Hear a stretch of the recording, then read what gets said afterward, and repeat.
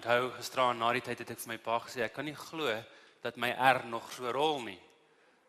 Die neiging in Engeland is vir die R om te verdwyn. En ek onthou een oggend hoe ons oudste dogtertjie met opgewondenheid in die kamer ingehardloop het. Haar naam is Leiken. En sy sê, "Papa, ek kan dit doen. Wat kan jy doen? Luister." En sy die hele dag vir die volgende dag en dag daarna en op een of ander tydperk oor so 2-3 dae later het ons van gesê, "Hoor jy beter nou op om dit te doen." En ons jongste enetjie, sy's nou 8. En so nou en dan probeer sy, maar hy wil nog nie kom nie. Dan sê ons van, nee, jy moet die tong teen jou verhemel te sit. Dan probeer sy, maar hy kom nie uit nie. So hopelik, voor sy 20 is, of 21, dan behoort hy uit te kom. So ons probeer ons bes. Ek onthou Jesus se woorde, hy sê, 'n profeet is nie welkom in sy eie land nie. Maar ek voel daarom gelukkig, want ek is nie 'n profeet nie, so ek het nie die gawe van profesie nie. So dis lekker om saam met julle te wees. Ek het ook gisteraand gesê, ek hou daarvan om die woord lekker te gebruik, want ons kry nie die geleentheid om dit te gebruik nie. En elke keer as jy Suid-Afrikaner in Engeland raakloop, dan is die eerste ding wat ons sê, hoe voel dit om lekker te sê? Dit voel so lekker. Dit voel so lekker. En ek het ook gisteraand gesê, dat selfs die Engelse Suid-Afrikaners, as hulle jou sien, wil hulle net in Afrikaans praat. En een van my gemeentelede, by my vorige gemeente, waar ek was in Albans gemeente, net noord van Londen, hulle is van Kaapstad, Engelssprekende Suid-Afrikaners van Kaapstad, en ek onthou, dat een keer toe sy Suid-Afrika toe gekom het, en toe kom kuier vir haar familie, het sy met hulle in Afrikaans gepraat, en haar familie het vir snaaks aangekyk, en gesê, wat's fout? Sy sê, luister, dis die enigste tyd wanneer ek kan praat in Afrikaans, so los my uit. So ons is selfs besig om die Engelse te bekeer na Afrikaans toe. En dit is lekker om te kan hoor dat die mense van ordentlik uitgespreek kan word. In Engeland sê hulle venter of hulle sê ventner. En elke keer wanneer hulle jou van uitspreek as ventner, dan dink hulle jy kom van 'n dorpie. Daar's 'n klein dorpie op die eiland van die Isle of Wight wat se naam Ventnor is. So hulle dink jy kom daarvan af. En dan verras ons hulle om vir hulle te sê ons kom van die sonnige reënboogland Suid-Afrika. Wel, ek weet nie of die reënboog skyn op die oomblik nie, maar Suid-Afrika is nog steeds 'n goeie land. So dis lekker om saam met julle hier te wees. Ek het gesoek vir 'n foto voor my broer dit opsoet. Ek het gesoek vir 'n foto om vir julle te wys van my vrou en ons 2 dogtertjies. Nou wat as ek hy water nodig het? Dankie. En ek het gesoek, ek het 'n paar 100 foto's en ek het toe besluit ek moet die beste foto kry om vir julle te wys. My vrou Lara en my dogter Leiken, ons oudste dogtertjie Leiken. Haar naam spel jy L-A-I-K-E-N. En oorspronklik toe ons haar naam gekies het ons dit gespel L-A-K-E-N. En toe ons die eerste keer hoor dat die Afrikaanssprekendes dit uitspreek as laken, toe besef ons gaan nie werk as ons meisie na verwys as dinge wat in die kamer gebeur nie. So toe sit ons die Y in, sodat die Afrikaanssprekendes soos ons kan sê Leiken. So Leiken is 12 en Jamie. Nou as jy getroud was met 'n juffrou, ek was getroud, ek is nog steeds getroud by, ek is nog steeds getroud. Maar toe ek en Lara getrou het, toe was sy 'n onderwyseres.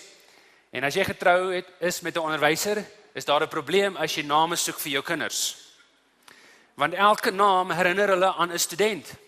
En meeste van die tyd is dit nie 'n goeie herinnering nie. En ek onthou hoe ons gesukkel het. En uiteindelik het ons besluit ons gaan haar Jamie noem, maar ons moet die spelling verander sodat dit nie lyk soos enige ander kind Jamie wat sy klas voorgegee het nie. So dit is J-A-M-E-E, soos jy dit sê, Jamie. En so dis maklik. En so toe besluit ons om op hierdie foto vir julle te kry. Dis die beste foto wat ek het.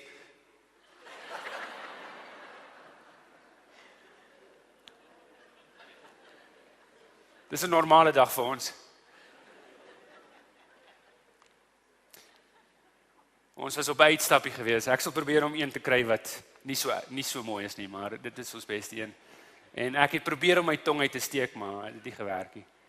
Ons was op 'n uitstappie gewees by 'n plek, nou kan ek nie die plek se naam onthou nie, net buitekant Hemel Hempstead. Dit was baie woude, vir 'n klein eilandjie is dit nogal verbasend hoeveel oop land hulle het. Dis waarom die huisies almal so klein is. Ons het 'n baie klein huisie. En so ons geniet dit om te gaan stap. En ons was maar 'n bietjie simpel geweest op daai dag. En jy mag nie die woord stupid in Engeland gebruik nie, anders word jy hof toe gesleep. So ons sal maar sê simpel of silly, dis die woord wat ons gebruik. So ja, ons is daar, dis Jamie voor met die geel hoedjie. Sy's so, 'n baie liefdevolle meisie, sy's eksentries, sy lag vir haarself, sy's dramaties op 'n goeie manier, allerlei dinge en lykens, sy's meer soos ek, sy's droog, maar is maar sy hulle het hulle ma se natuur, hulle lag maklik vir mekaar, hulle lag maklik vir hulle self en hulle geniet die lewe. En Lyken is nou in die hoërskool, daar begin hulle in hoërskool op die ouderdom van 11, kan julle dit glo? Hulle maak die kinders te vinnig groot. En Jamie, sy is op laerskool en op laerskool begin jy op die ouderdom van 4 of 5. Hoe hartseer is dit? Hoe hartseer is dit?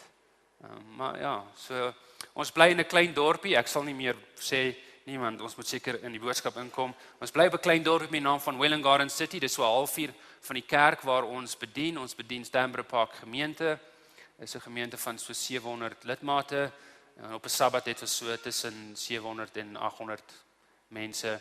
Ons het 2 dienste wat ons hardloop op dieselfde tyd. Ons het 'n meer tradisionele diens, soos dit ons bekend is meer hier in Suid-Afrika. En die orde is so eenvoudig. Ek hoef nie eens meer te kyk nie, ons weet wat gaan gebeur en dit is 'n lekker eenvoudige diens. Ons het gewoonlik so 450 mense wat in daai diens is. En dan het ons 'n meer van 'n kontemporêre diens wat ons sal sê kontemporêre musiek en daai goeders het in een van ons ander sale in die gemeenskapsentrum wat ons het wat so 200 mense, tussen 200 en 250 mense vat. En dit is 'n goeie gemeente, dit is 'n gemeente wat besig is elke dag van die week. Ons is 'n sentrum wat oop is elke dag. En ons doen baie dinge en ek sal miskien môre 'n bietjie tyd spandeer om vir julle van dit te vertel. En een van die dinge wat ons besluit het oor die afgelope paar jaar is ons as predikante wil onsself uit ons werk uitwerk. So dit mag dalk klink asof ek lui is. Maar ek is, maar ons is nie, dit is nie die doel nie.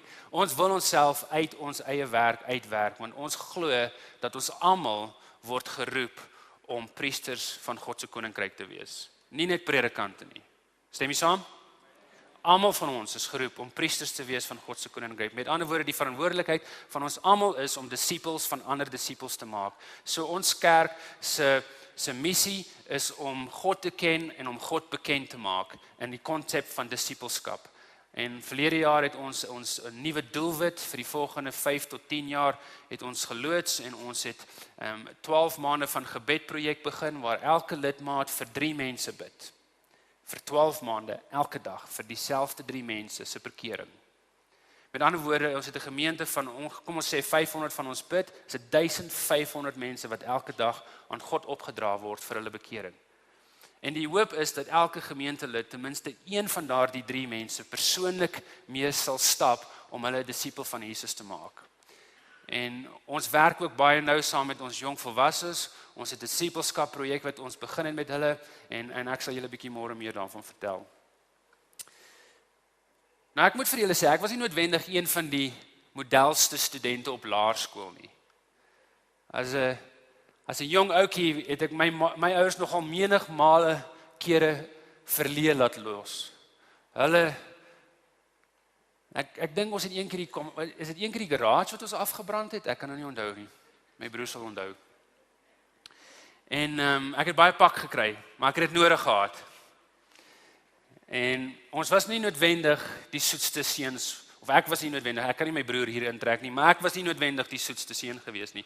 Maar gelukkig het dit alles verander op hoërskool. Toe ek hoërskool toe gaan het ek amper gedaanteverwisseling ondergaan. Ek onthou toe my ouers vir die eerste keer huis toe kom na die eerste oueraand, het hulle vir my gesê, dis my herinnering, het hulle vir my gesê, weet, jou biologie onderwyser het nie eens geweet dat jy in haar klas is nie. Man, dit was so stroop soos my mond gewees. En ek het gedink, dis hoe ek moet wees die hele hoërskoolloopbaan. En dis hoe dit gegaan het vir die eerste 2 jaar. Ek het seker gemaak niemand weet dat ons bestaan nie. Ek is nie in die skool nie en toe kom my suster skool toe en toe weet almal ons is in die skool. Maar ek het dit so probeer hou en ek onthou in my laaste jaar van skool, noem hulle dit nog matriek? So in my laaste jaar, in my matriekjare, onthou ek, was daar een dag gewees wat meeste van die onderwysers was hulle was afwesig gewees. En wanneer 'n groot groep van die onderwysers afwesig is, beteken dit dat daar baie studente is. Ek was op die hoërskool in Middelburg Tegniese Hoërskool op daardie stadium, ons was so 1500 kinders dink ek in die skool gewees. En so as een onderwyser afwesig is dit 'n groot probleem. As 2 onderwysers afwesig is dit baie kinders wat omgesien moet word. En ek onthou hoe hulle ons altyd na een van ons ou sale toe gestuur het, want as jy daar aangekom het, was daar enigiets tussen 30 en 200 kinders wat daar gesit het, en jy 2 of 3 onderwysers wat hulle moes dophou vir 'n halfuur of 'n uur, hangende af van hoeveel periodes hulle onderwysers afwesig was. En ek onthou ons daar gesit het. En een van ons onderwysers, dit was sy beurt geweest, ons tegniese tekene onderwyser, dit was sy beurt om na ons te kyk. Sy naam was meneer Trimpelman, dit was sy van, maar ons het hom Krummel genoem. Ek dink nie sy vrou het hom baie gevoed nie, maar hy was so lank skraal onderwyser geweest. Hy het 'n bamboesstokkie gehad vir sy lat, en as hy sy bamboesstokkie voor hom gehou het, dan kon jy hom nie sien nie. Hy was so skraal geweest. Hy was so skraal. En so ek dink dis hoekom hy sy bynaam as Krummel gekry het. En so Krummel het daar gestaan, maar hy was 'n baie streng onderwyser geweest. As jy hom hy het met daai laaitjie oral geloop, en as jy hom geluister het nie, jy het nie nodig gehad om na sy kantoor toe te gaan nie. Hy gee sommer 'n pak daarvoor almal. En ek onthou hy daar gestaan het, en ons was seker so 100 of iets kinders geweest in hierdie saal, en hy het een van die seuns geroep wat gepraat het. En hy het vir die res van ons almal gesê, julle moet nou mooi luister, die student wat laaste hier staan wanneer die klok lui, hy gaan pak kry, so julle moenie praat nie. Tjoepstil. Kyk, want ons weet hoe voel Krummel se lat. So ons was stil. En ek en my vriend, ons sit daar teen die muur, en ek het my bene opgetel sodat my hande op my knieë kon rus, en ek het vir een of ander rede, dink ek, het ek aan die slaap geraak, en dit was nie lank nie, en my vriend het my in die ribbekassie geelboog, en ek het wakker geskrik, en toe ek wakker skrik, kyk ek af, en ek sien daar by die deur staan een van ons klasmaats, en hy wys met sy vingers so na my toe, en hy roep my. Hy sê, jy het gepraat. Wat? Ek kyk na my vriend. Hy is stupstil, maar hy gaan nie praat nie, want as hy praat, moet hy ook vorentoe gaan. So ek staan op, ek kom daar, ek protesteer. Meneer Krummel, hy kyk vir my, ek bly maar stil. Nou staan ek daar, en ek het seker daar gestaan vir 'n minuut, lui die klok.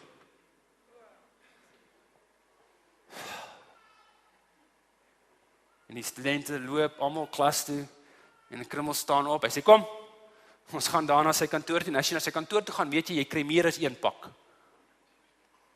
is gewoonlik 2 of 3 gewees. En ek onthou, ons kom daar by sy kantoor, en toe ons in sy kantoor instap, en ek gereed maak om vorentoe te buig, want hy het altyd vir ons gemaak om vorentoe te buig, het ek by hom geprotesteer, en ek het gesê, meneer, ek het nie gepraat nie, dis onregverdig, ek het nie gepraat nie. En ek onthou, hy sê vir my, ja, seun, die lewe is nie regverdig altyd nie, buig of jy kry nog een. En dit is so, is dit nie?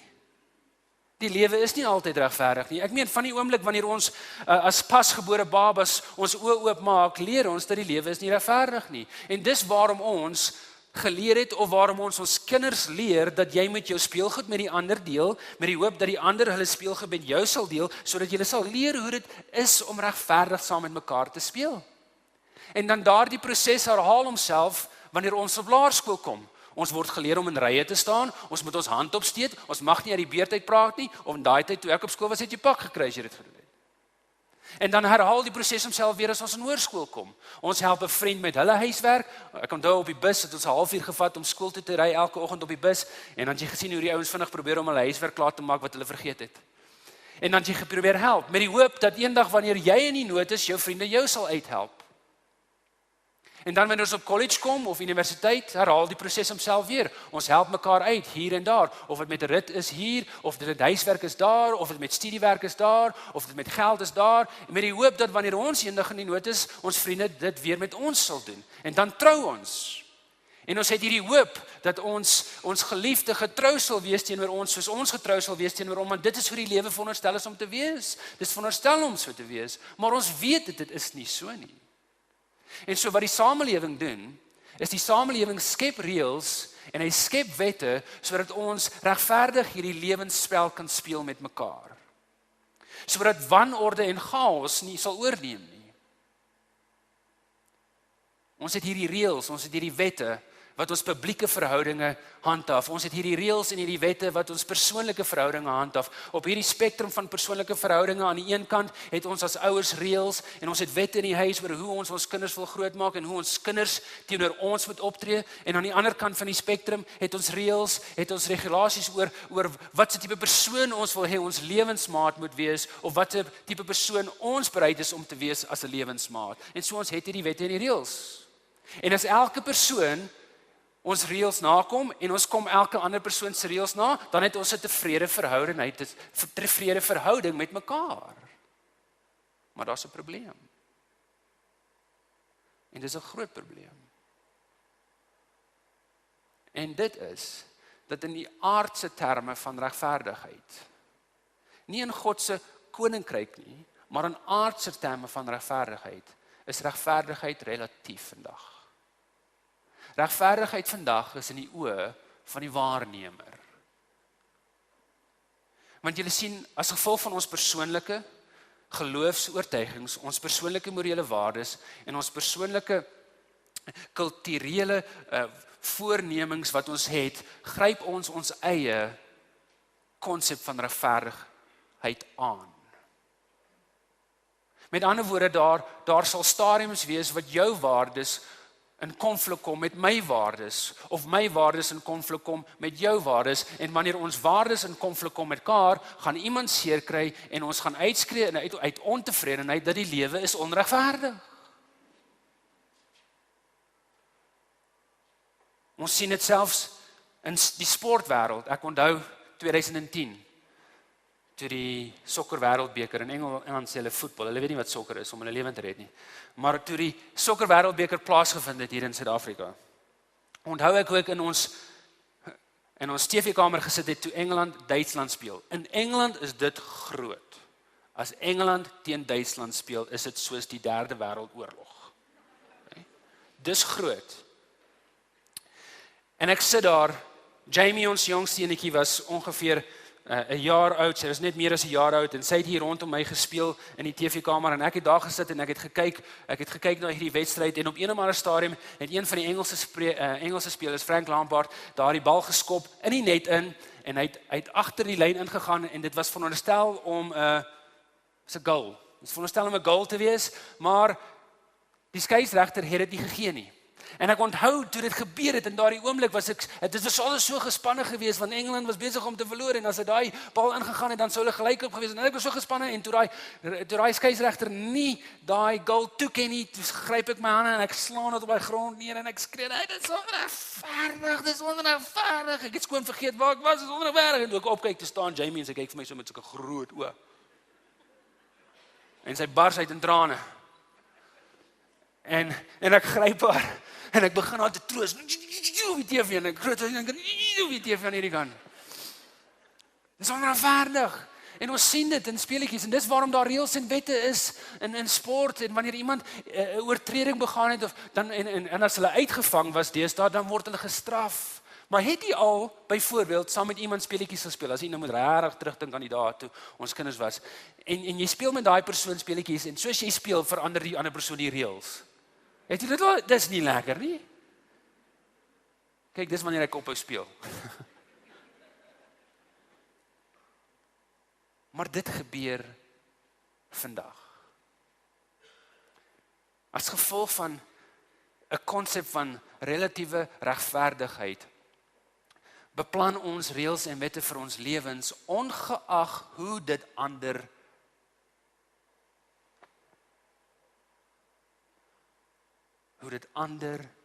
seermaak, hoe ons aksies ander beïnvloed. En tog is regverdigheid vir ons belangrik, want regverdigheid gee ons die gevoel dat dat daar stabiliteit in ons lewe is. Dit gee ons die geleentheid om vir die toekoms te beplan.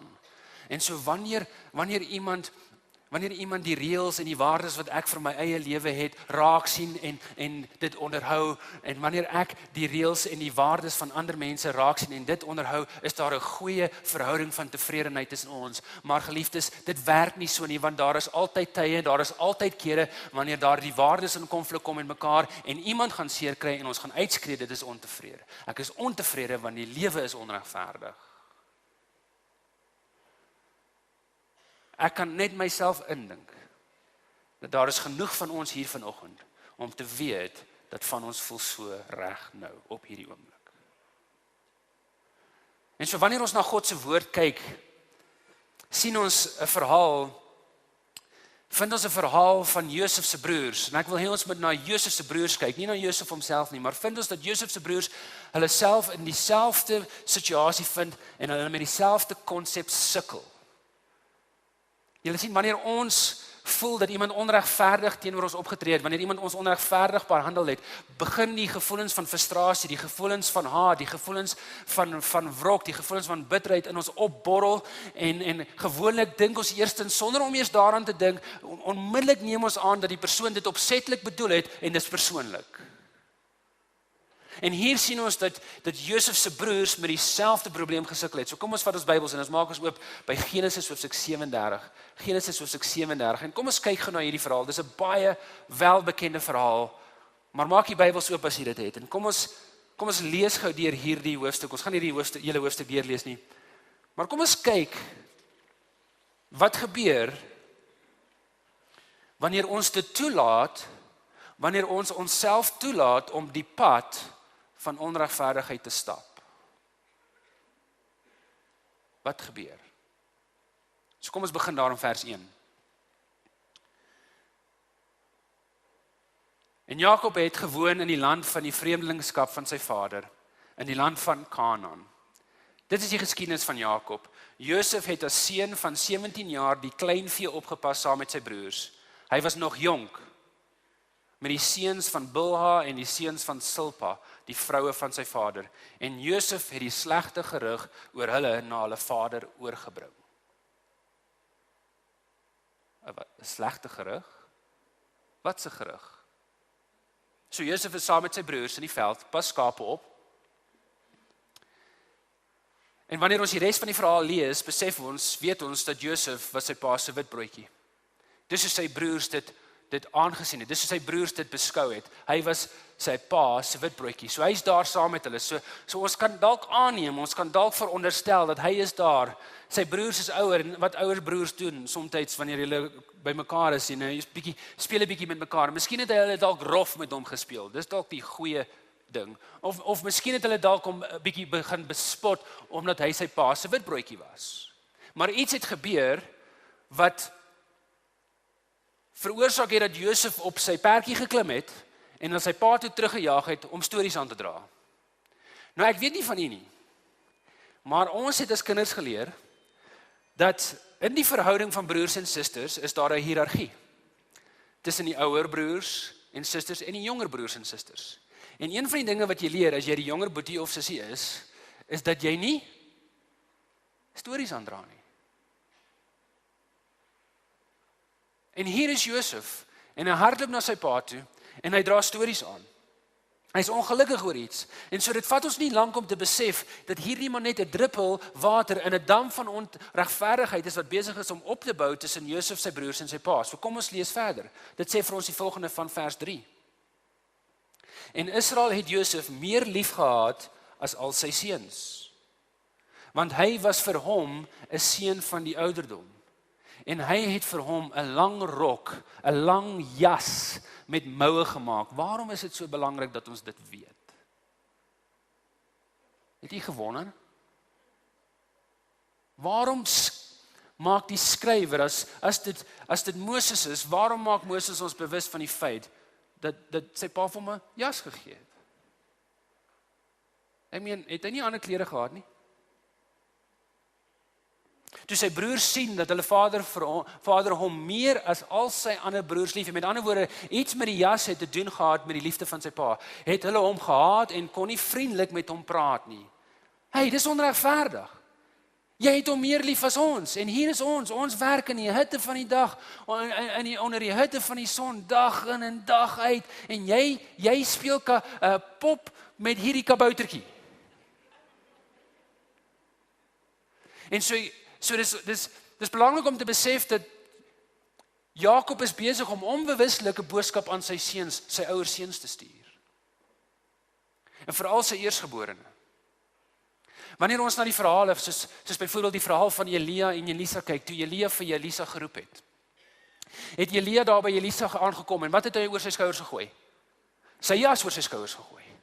En Elisa het onmiddellik geweet dat dit verteenwoordig 'n oorbrugging van verantwoordelikheid. Dit verteenwoordig 'n oorbrugging van erfenis, wat ook al Elia verantwoordelik was, Elisa is nou voorverantwoordelik. En wanneer ons byvoorbeeld na die gelykenis van die verlore seun kyk, sien ons hoe daardie ouer broer met afskuw na sy jonger broer gekyk het toe sy pa sy jas oor sy jonger broer gegooi het. En so Jakob is besig om onbewuslik 'n boodskap aan sy ouer broers te stuur, aan sy ouer seuns te stuur, aan Josef se ouer broers te stuur, dat luister, hierdie seun van my, Josef, is belangrik vir my, ek het hom lief vir wie hy is, julle is belangrik vir my vir wat julle vir my kan doen.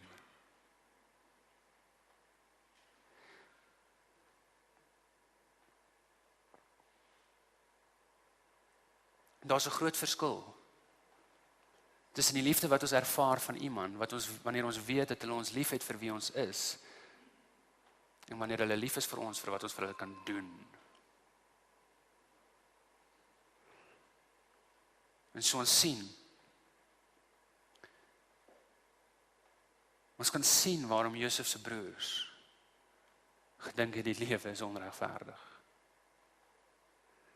En hierdie gevoel van onregverdigheid het net dieper en dieper wortel gevat. Kom ons lees dit verder vanaf vers 5. Ook het Josef 'n droom gehad wat hy aan sy broers vertel het. Daaroor het hulle hom nog meer gehaat. Hy het naamlik vir hulle gesê: "Hoor tog hierdie droom wat ek gehad het. Kyk, ons was besig om gerwe te bind op die land, toe met eens my gerf gaan staan en ook regop bly staan, terwyl julle gerwe daar rondom kom en hulle voor my gerf neerbuig. Toe sê sy broers aan hom: "Wil jy miskien oor ons regeer, of wil jy miskien oor ons heers?" En hulle het hom nog meer gehaat oor sy drome en oor sy woorde. Daarna het hy nog 'n ander droom gehad. In hierdie tyd moes hy seker geleer het dat jy nie vir hulle moet vertel nie, maar hy vertel hulle: "Kyk, ek het nog 'n droom gehad. Die son en die maan en 11 sterre het hulle voor my neergebuig." Kan jy hier raak lees hoe hierdie gevoelens van haat, hierdie gevoelens van frustrasie, hierdie gevoelens van onregverdigheid onder sy familielede opgebou het. Jy sien, wanneer ons glo dat iemand ons onregverdig behandel het, of wanneer iemand 'n oortreding teenoor ons begaan het, begin ons om daardie episode, daardie gevoelens soos 'n rewind knoppie oor en oor te speel in ons gedagtes. Dis onregverdig. Waarom het hy dit gedoen? Waarom het sy hierdie bom op my laat val? Kan hulle nie sien hoe seer dit my gemaak het nie? Dis 'n oog vir oog en 'n tand vir tand. Dis hoe dit moet werk, is dit nie? En so hierdie gedagtes broei in ons voel dat al ons energie daarin gespandeer moet word om hierdie balans te herstel, om die balans van regverdigheid te herstel. En wanneer ons nie die regverdigheid onmiddellik kan bewerkstellig nie, raak ons meer ongesteld. Ons frustrasies word woede, ons frustrasies word haat, ons pyn word bitterheid.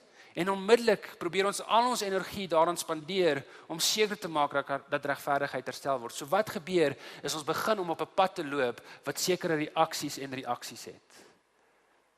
Ons begin onsself dan bevind op 'n pad van aksies en reaksies. En so kom ons kyk gou nou na hierdie verhaal en kom ons kyk na hierdie aksies en reaksies. Wat gebeur wanneer ons toelaat wat gebeur wanneer ons onsself toelaat om hierdie pad te loop? Julle sien, eerstens wanneer iemand iets teenoor ons doen en ons seermaak, Wanneer iemand iets teenoor ons doen en dit voel asof hulle ons hart deursny tot die kern van ons wese, begin ons eerstens nommer 1 en ons kan dit op die skerm sit, begin ons eerstens probeer om daardie persoon te kry om verskoning of om vergifnis te vra. Dis wat ons doen. So kom ons lees vers 9 tot vers 13. Dit sê die volgende: Daarna het hy nog 'n ander droom gehad en dit aan sy broers vertel en gesê: Kyk, ek het nog 'n droom gehad. En die son en die maan en 11 sterre het hulle voor my neergebuig. Toe hy dit aan sy vader en sy broers vertel het, het sy vader hom hard bestraf en aan hom gesê, selfs nou word sy pa ook kwaad vir hom teen hierdie tyd.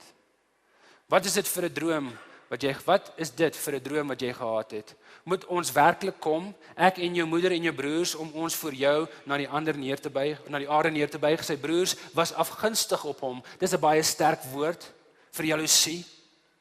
Hulle was afgunstig op hom, maar sy vader het die saak in gedagte gehou. Met ander woorde, hy het dit daaroor gebroei. Hy kon dit nie los nie en sy broers het die kleinvee van hulle vader by Sichem gaan oppas. Hulle het genoeg gehad van Josef. Toe sê Israel vir Josef: Pas jou broers nie die vee op by Sichem nie. Kom, laat ek jou na hulle toe stuur. En hy antwoord: Hier is ek. Nou weet jy wat is opvallend vir my? Is dat wanneer ons die verhaal van Josef en sy broers lees, vind ons nêrens 'n beskrywing in die eerste paar jare van Josef voordat hy as 'n slaaf weggestuur is na Egipte toe nie, vind ons nêrens dat hy ooit om verskoning of om vergifnis gevra het vir sy houding teenoor sy broers nie. En Ellen White insinueer dat een van die redes waarom hy dit nie gedoen het nie, is dat hy te selfsugtig was. Hy was te geestelik onvolwasse. En hy was sy pa se witbroodjie. Dit laat my nogal dink. Wat ons kinders van ons dink, as dit vir hulle voel asof ons die een bo die ander een voortrek. Is ons besig om ons kinders groot te maak om dieselfde foute te begaan as Josef se broers?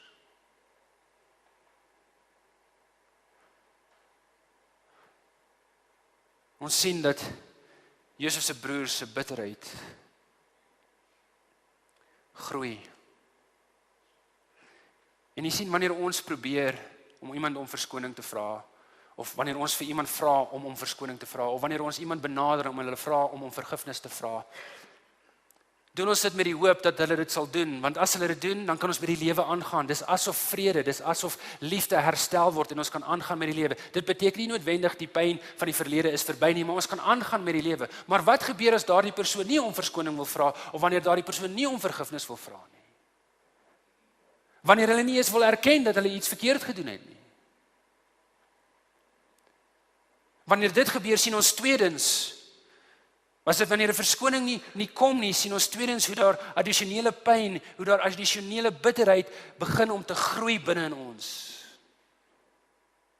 En jy weet wat is hartseer? Ons vind onsself vandag in 'n lewe, 'n samelewing waar ons nie eers die eerste stap deurgaan nie. Ons lewe in 'n samelewing waar ons in 'n denkwyse ingekoop het wat vir ons sê dat om mense te vra om verskoning te vra, om na mense toe gaan om vergifnis te vra, of om selfs iemand te vergewe, of om selfs om verskoning te doen vir iets wat ons gedoen het, is om swak te wees.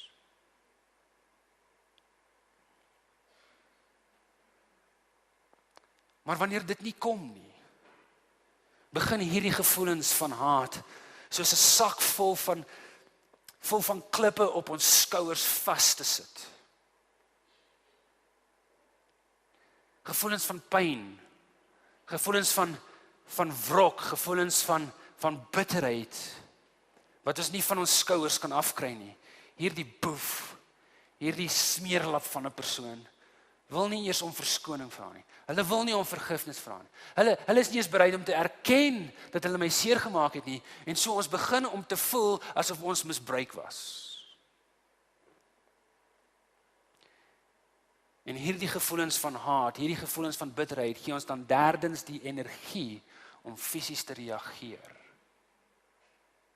Vanaf vers 14 lees ons, toe sê hy vir hom, dis dis Jakob wat vir Josef sê, gaan tog, verneem na die welstand van jou broers en die welstand van die vee en bring vir my 'n berig terug. So hy het hom dan uit die dal van Hebron weggestuur en hy het by Sichem aangekom. Daarop kry hy 'n man om vertel, terwyl hy op die veld ronddwaal en die man vra vir hom, wat soek jy? En hy antwoord, ek soek my broers. Vertel my tog waar hulle die vee oppas. Toe sê die man, hulle het hiervandaan weggetrek, want ek het hulle gehoor sê, laat ons dan Dotan toe gaan. En Josef het agter sy broers aangegaan en hulle by Dotan gevind. En hulle het hom van ver af gesien. Maar voordat hy naby hulle kom, het hulle listig raad gehou teen hom om hom dood te maak. So ons sien hier hoe Josef se broers se wrok en bitterheid oorsit in 'n energie wat hulle fisies die krag gee om daarop te reageer. En geliefdes, dis wat met ons woede gebeur. Dis wat met ons bitterheid gebeur wanneer ons dit toelaat om te groei. Wanneer dit groei, gee dit ons die fisiese krag om na mense toe te gaan en om vir mense te vertel van wat ander teen ons gedoen het, hoe hulle ons seer gemaak het. Kan jy net dink, daai broer of daai suster het soveel aan my gedoen en dan gaan ons na 'n ander persoon toe want ons voel ons moet soveel as moontlik hulp van ander kry sodat hulle ons kan help om met hierdie gevoelens oor die weg te kom en voor ons weet die hele kerk daarvan. En iets wat eens op 'n tyd privaat was, is nou publiek. Toe ons klein was, het ons na mamma en pappa toe gehardloop. En hulle kon ons troos. Hulle kon ons laat beter voel. Maar wat doen ons nou? Gaan ons na 'n prokureur toe? Krap ons hulle kar miskien? Vernietig een van hulle gunsteling besittings? Vernietig hulle reputasie miskien? Maak nie saak wat ons doen nie. Hulle het almal een ding in gemeen. Dit werk nie. En nou dit is waar, dat die meeste van ons het nie die neiging om fisies te reageer op ons bitterheid. En so vierdens begin ons om in ons verbeelding rond te speel met 'n bietjie wraak. As ek net dit kan doen. Ja, dan kan hulle voel hoe voel ek. Kom ons lees verder van vers 19. En hulle het vir mekaar gesê, hey, daar kom daar die dromer aan, man. Kom ons maak hom dood. Kom ons gooi hom in daai put, man. Kom ons sê vir pa dat 'n wilde dier hom opgeëet het. Man, dit sal so lekker wees, né? Dan sal ons sien wat van daardie drome word. Toe Reuben dit hoor, het hy met hulle hand gered deur te sê, laat ons hom nie doodslaan nie. Moenie bloed vergiet nie. Gooi hom eerder in die put.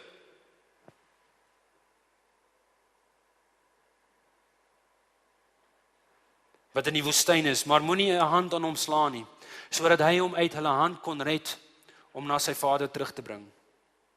En toe Josef by sy broers kom, trek hulle Josef se rok uit, daardie lang jas met moue wat hy aangehad het. En hulle neem hom en gooi hom in die put, maar die put was leeg. Ten minste was daar nie leeu's in nie gewees nie. Daar was geen water nie. Daar het hulle gaan sit. Dink nou wat gebeur. Hulle is so kwaad. Hulle is so vol haat. Hulle is so vol bitterheid. Dat van hulle bereid is om hom dood te maak. Hulle gee in, hulle gooi hom in die put en dan gaan eet hulle. Dan gaan eet hulle. Asof niks gebeur het nie.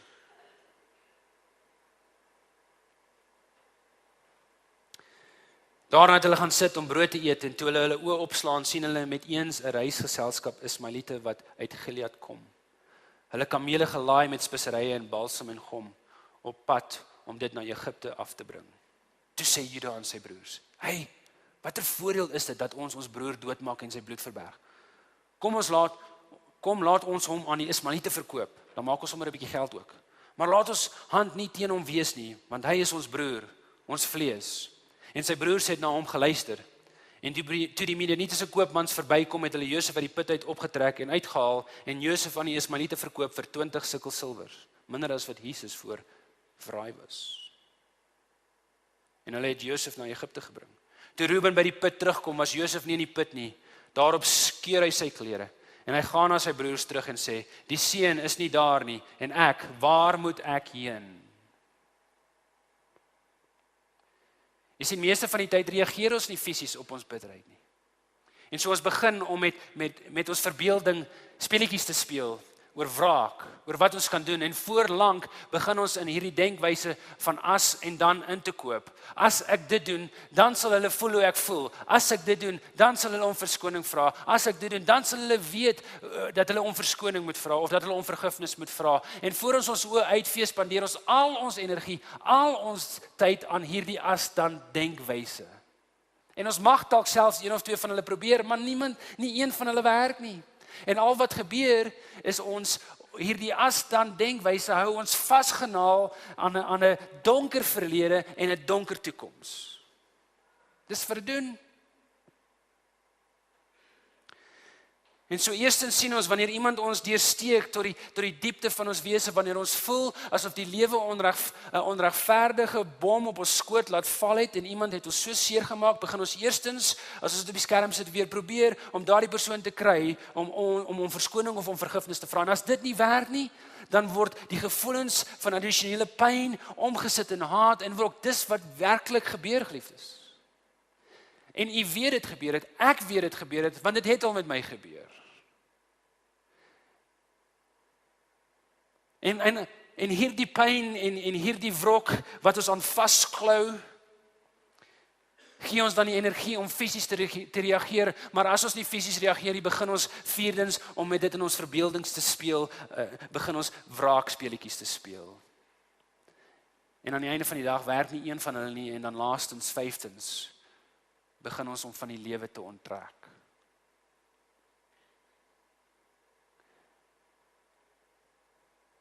Een goeie voorbeeld is Juda. Gaan lees wat Juda gedoen het na die tyd. Gaan lees wat met hom gebeur het. Daar is nie tyd vir ons om nou daarna te kyk nie. Maar gaan lees wat gebeur wanneer jy van die lewe onttrek.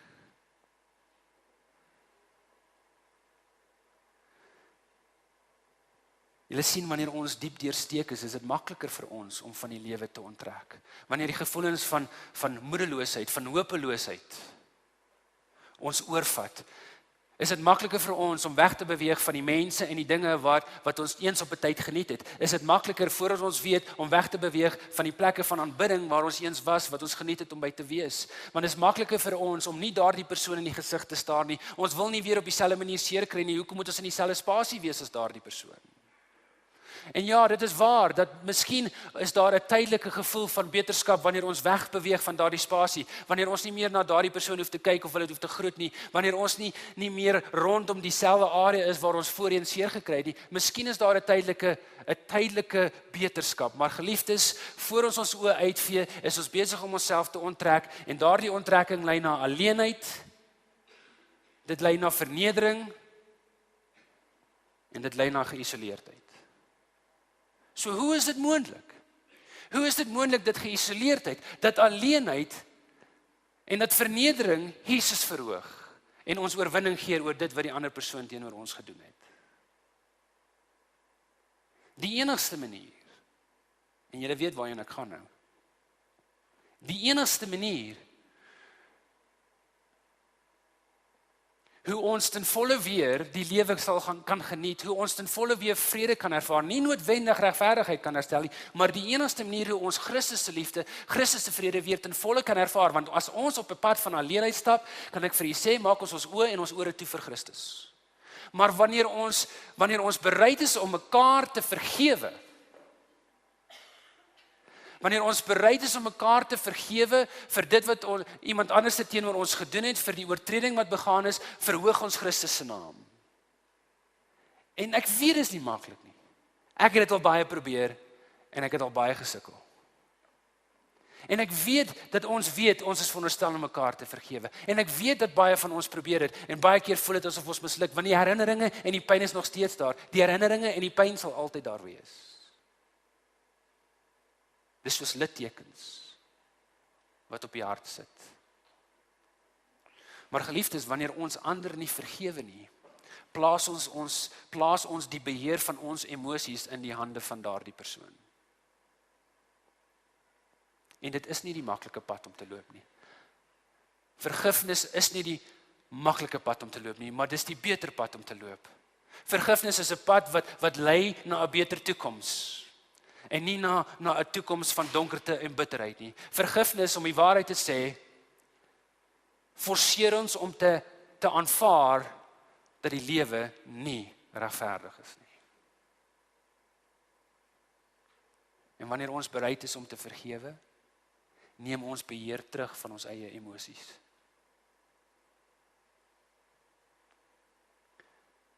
Kom ons sit die volgende op die skerm. Vergifnis. Vergifnis beteken dat ons alle hoop op 'n beter verlede opgee en eerder beplan vir 'n beter toekoms.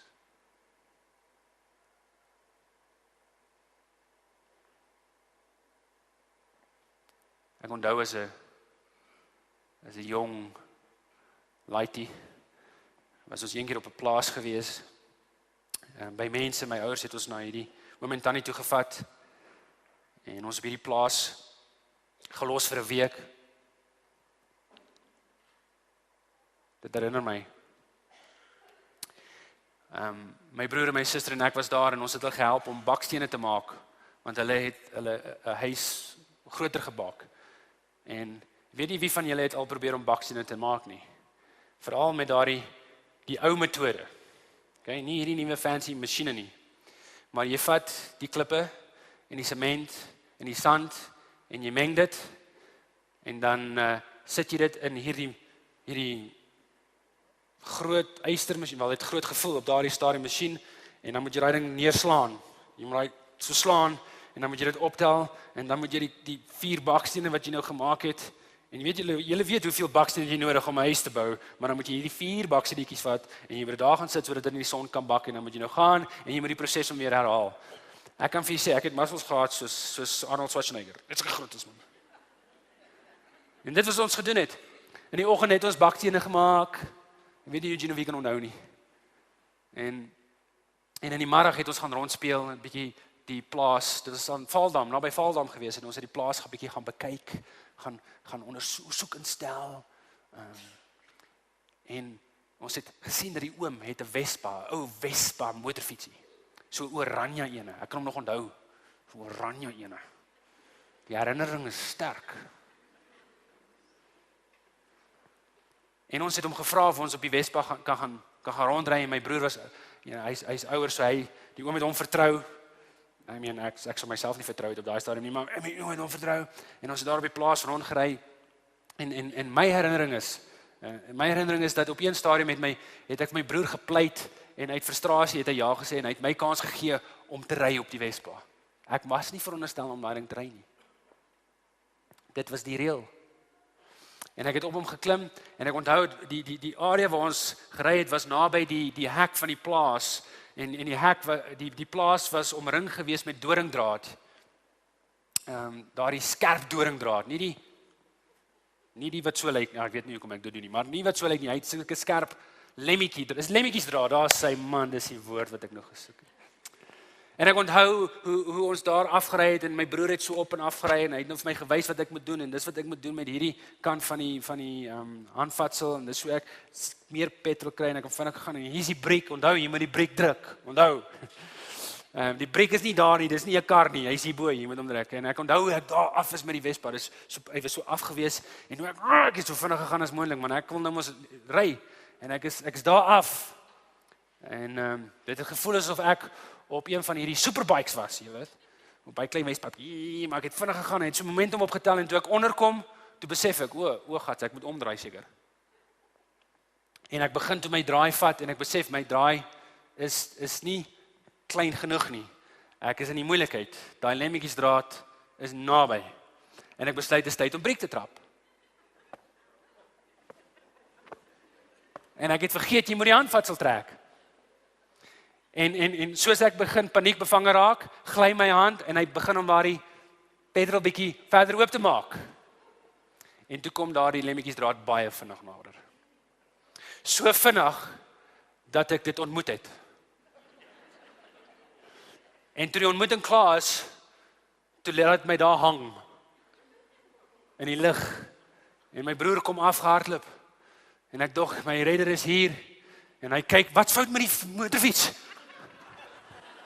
Ons is in die moeilikheid. Die oom gaan ons velle afslaan. Hoor hier, kan jy my dalk help hierso? Ek sit vas. Nee, ek dink hy het my seker eerder gehelp. En ons is daar uit en ek het 'n lekker sny hier gehad. Ek het 'n lekker sny hier, so ek het is nog 'n litteken daar. En ek het een hier op die arm ook, maar hulle is nou klein. Daai tyd was dit 'n lekker lang is geweest. Julle weet, dan gaan jy skool toe. Na vakansie dan gaan jy skool toe. Kyk hierso. Kyk hierso. Weet julle wat met my gebeur? Kyk hierso man. En ons is daar.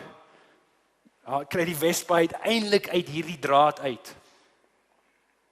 Hierdie lemmetjiesdraad. Die wiel is pap. Die modderskerm het 'n buig in. Ons is in die moeilikheid. En soos ons opstap, nou begin ons stories aan te dink oor wat ons aan moet vertel. Weet.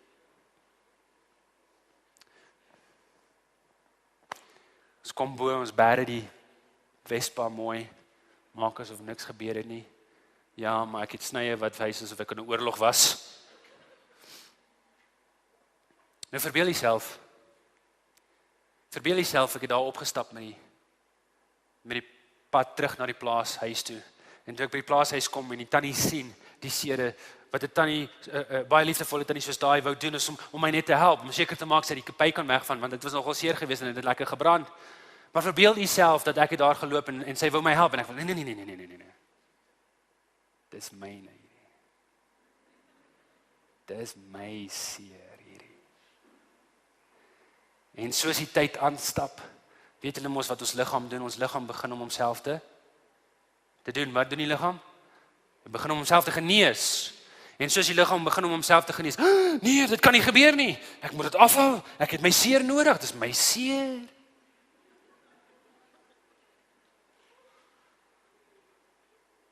Die Woordeboek sê dat wrok is 'n beminde afkeer.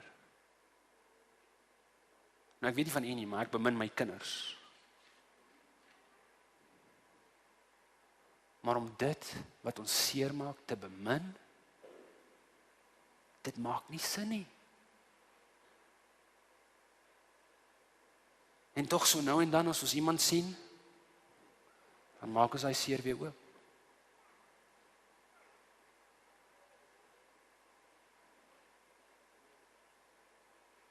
En ek kom by die plaas en die tannie is daar en sy gaan na haar kas toe en sy haal 'n mercurochrome uit.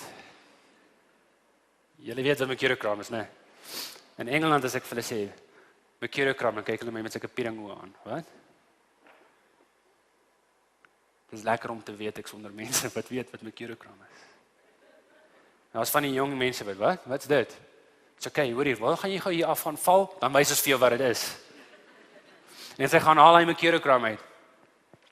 En sy haal hy watte en sy druk hom in hy watte en ek weet wat kom, want my pa het ons al gewys wat hierdie goed doen. En sy druk hom dan en sy maak hom lekker na en sy druk hom op hy seer en ek dink ek klim deur die dak. Want hy brand. Julle weet hoe dit werk, né? Hy brand die duiwels uit jou uit. Maar dan is hy klaar. En dan kan jy daai wond los dat hy genees. Maar die litteken bly. Julle sien mercurochrome is die hart. Is soos vergifnis vir die hart. Julle sien vergifnis gee ons die geleentheid om God toe te laat om weer dat sy liefde deur ons kan leef. dat sy vrede weer deur ons kan leef, dat ons dit weer ten volle kan ervaar, maar nie net self kan ervaar nie, dat ons dit weer ten volle kan uitdeel en met ander kan deel, ten spyte van die littekens, ten spyte van die pyn. Jesus het dit vir ons gewys, daar op die kruis, 2000 jaar, op hierdie dag, oor 'n paar ure, gaan hy daardie woorde uitspreek, Vader,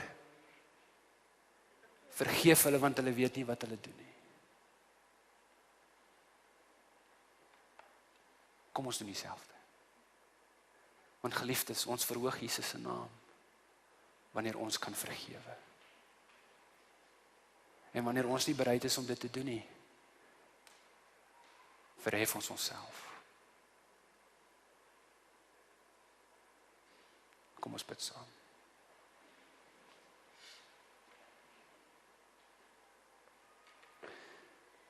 Here, dit is wonderlik om te weet dat daar 'n geleentheid was vir Josef en sy broers om versoening te doen. En alhoewel ons vind dat Josef se broers om vergifnis vra vir dit wat hulle teenoor hom gedoen het, glo ek in die diepte van my hart dat Josef geestelik volwasse genoeg was om te erken dat hy nodig gehad het om hulle vir hom vergifnis te vra.